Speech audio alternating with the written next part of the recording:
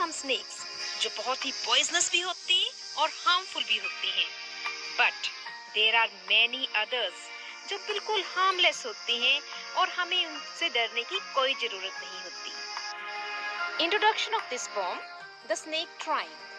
In this poem, the poet says that the snake tries to escape from being hit by the stick held by a person who is trying to kill it. The poet wants to say that all snakes are not harmful.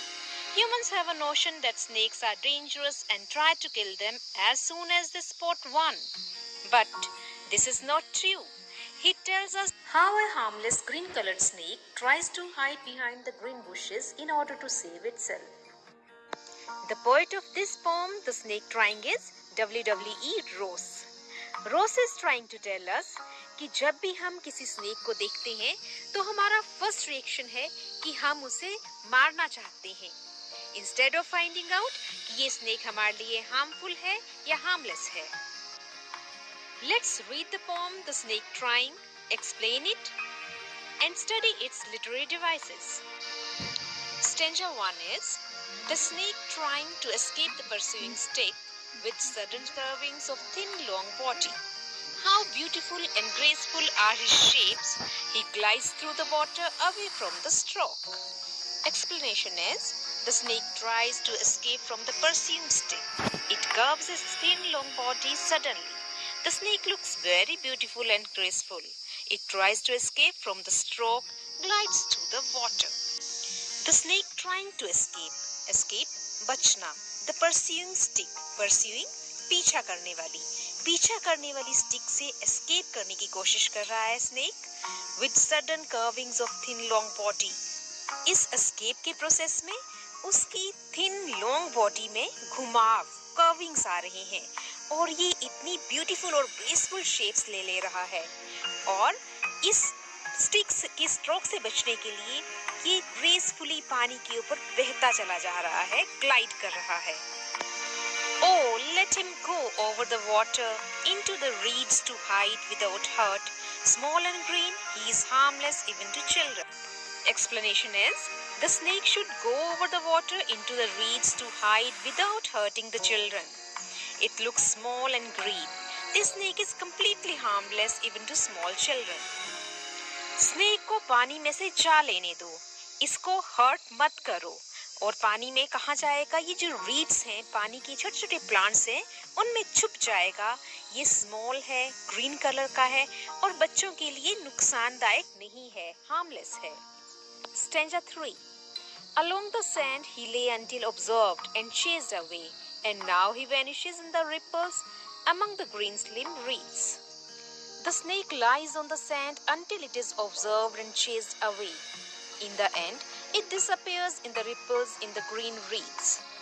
Snake तब तक sand में lie करता है, लेटा रहता है जब तक इसको observe नहीं किया जाता और उसको chase यानी वहाँ से भगाया नहीं जाता।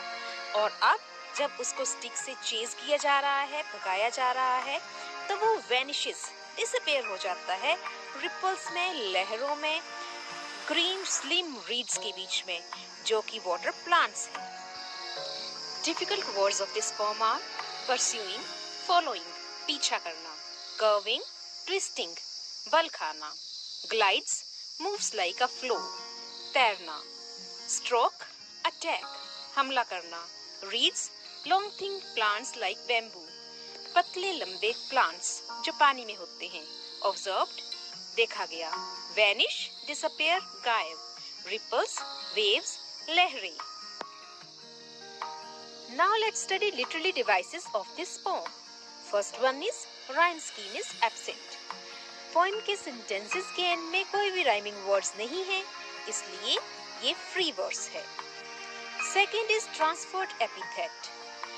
जब नाउन के साथ जो एडजेक्टिव यूज किया गया है वो उस पर्टिकुलर नाउन का ना हो, किसी और नाउन का हो, जैसे यहाँ पे यूज किया है वर्ड परस्यूइंग स्टिक, पीछा करने वाली स्टिक।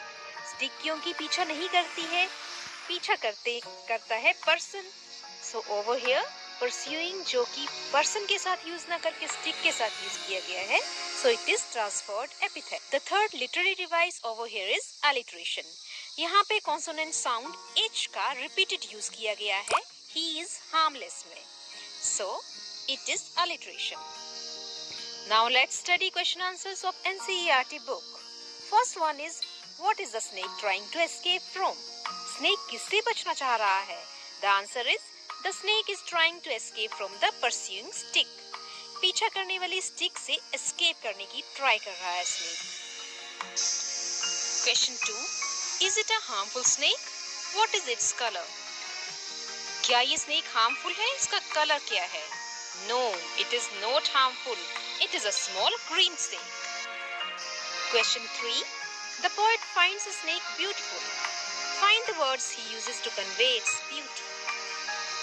Poet को snake beautiful लग रहा है. वो words ढूंढे जो बताते हैं कि snake beautiful है. So the answer is beautiful and grace. ये दो words use किए हैं poet ने to convey its beauty. Question 4. What does the poet wish for the snake? Poet snake के लिए क्या wish कर रहा है? The answer is, the poet wishes the snake to go over the water into the reeds to hide without being hurt by its pursuer. Poet यही चाहता है कि snake hurt ना हो. Question 5 is, where was the snake before anyone saw it and chased it away? Where does the snake disappear? Snake पहले कहाँ था और फिर कहाँ disappear हो गया? The answer is, the snake was lying on the sand before anyone saw it and chased it away. The snake disappeared in the ripples of the water among the green reeds. Snake water की लहर